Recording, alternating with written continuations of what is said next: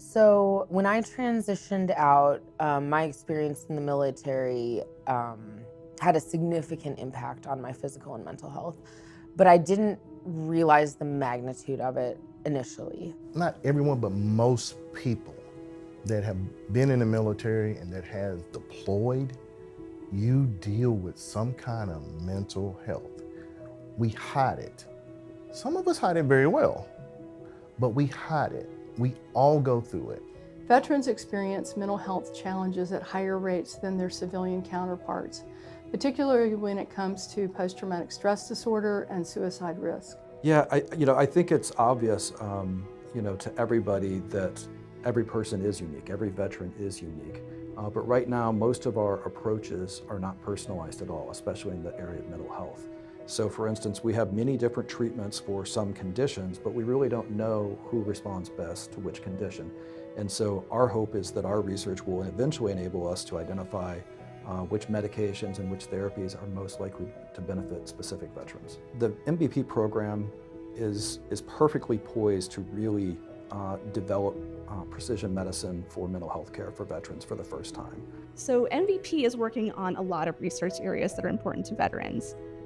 Things like TBI, PTSD, suicide prevention, cancer research, hypertension, tinnitus. MVP has focused on mental health issues most relevant to veterans and provided important new discoveries to improve veterans' mental health. So today we are the world's largest research program on genes and health within a healthcare system. We want to make sure that what we are learning from this incredible research resource is actually used in the clinic to improve the health and well-being of veterans. Because of the strength in numbers of the MVP dataset, we are currently conducting the largest study of how genes and environmental factors interact to predict suicide risk.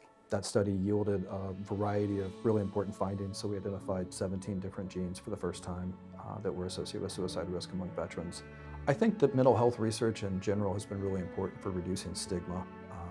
There's been far too much stigma about mental health problems and suicide specifically for far too long. It was taboo. It was something that you didn't talk about. Especially in the military, they basically kind of tell you, hey, you just need to man up.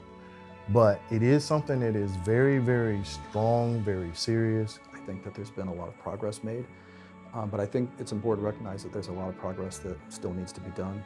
I went through a mental health counseling and talked to other veterans and had a coordinator that was there, and she's been great. But everybody doesn't have the story that I have, where it's been very simple. It's been very easy. I did intensive therapy. I did cognitive behavioral therapy, CBT, but that's when I started to learn about things like boxed breathing, progressive muscle relaxation, journaling, using poetry, and art therapy as a way. And I'm actually now a stained glass artist, and that would have never happened if it weren't for the art therapists that I met through the VA. Self-care is important. And if you don't do it, then no one else is gonna do it. You have to take care of yourself, especially being in the military. You wear your body out. So now I'm transitioning to a civilian and I work in a private sector. I'm gonna take care of myself. Mental health, physical health, you take care of yourself. It's important. The research for mental health is so important to learn. And the more information you learn, the better you can deal with things, the better you can help people. But if you don't know where a soldier or a sailor or an airman or marine is coming from, if you don't know it, then you're not going to be able to deal with it. You're not going to be able to try to help.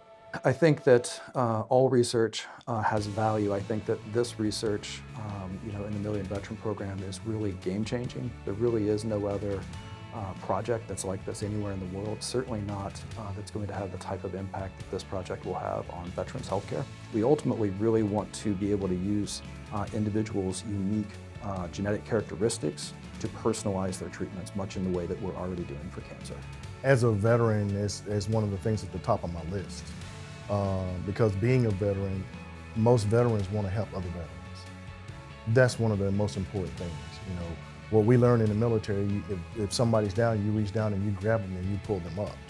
So this is why that research is important to me. This is why mental health is important to me.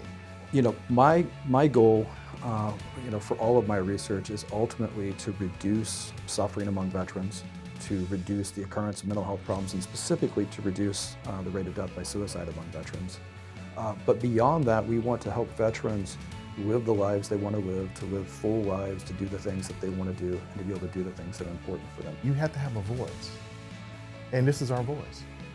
If you don't be an advocate for veterans and mental health when you went through it and you had to deal with it, then who else? Who else can tell the story? We are the only ones that can tell that story.